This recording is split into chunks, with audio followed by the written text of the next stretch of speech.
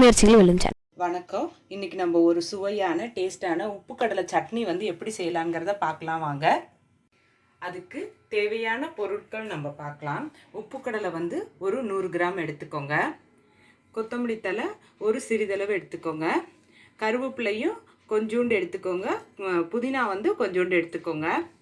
பச்சை மிளகா உங்களுக்கு காரம் எவ்வளோ தேவையோ அந்த அளவுக்கு வந்து பச்சை மிளகா எடுத்துக்கோங்க.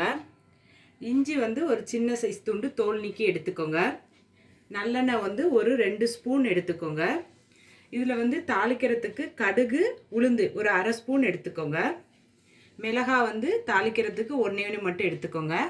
உப்பு வந்து தேவையான அளவு எடுத்துக்கோங்க. இப்போ வந்து உப்புக்கடலை சட்னி எப்படி செய்யலாங்கிறத பார்க்கலாம் வாங்க.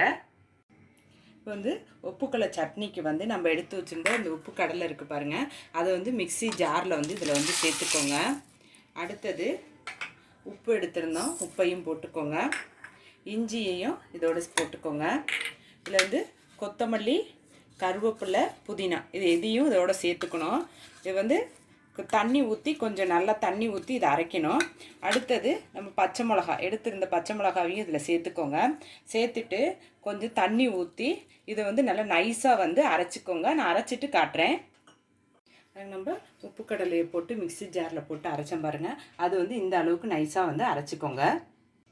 இப்போ சட்னிக்கு வந்து நம்ம தாளிச்சிக்கலாம்.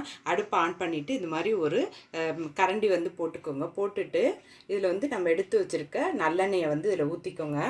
ஊற்றிட்டு கடுகும் உளுந்து எடுத்துருந்தேன் பாருங்கள், இதை வந்து இதில் சேர்த்துக்கோங்க. கடுகு வந்து நல்லா வெடிக்கட்டும். வெடித்ததுக்கப்புறம் நான் காட்டுறேன் பாருங்கள். நம்ம கடுகு வந்து வெடிச்சிருச்சு. இப்போ எடுத்து வச்சு இந்த மிளகாய் வந்து 2ஆக கட் பண்ணிக்கிட்டேன், அதையும் இதோடு சேர்த்துக்கோங்க. சேர்த்துட்டு அடுப்பை ஆஃப் பண்ணிவிட்டு இதை வந்து இந்த சட்னியில் வந்து அதை அப்படியே சேர்த்துக்கோங்க.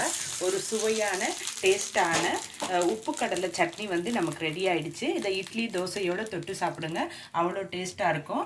இந்த வீடியோவை பாருங்கள். இந்த வீடியோ உங்களுக்கு பிடிச்சிருந்துச்சுன்னா லைக் பண்ணுங்கள், ஷேர் பண்ணுங்கள். உங்கள் முயற்சிகள் வெல்லும் சேனலுக்கு சப்ஸ்கிரைப் பண்ணுங்கள். நன்றி.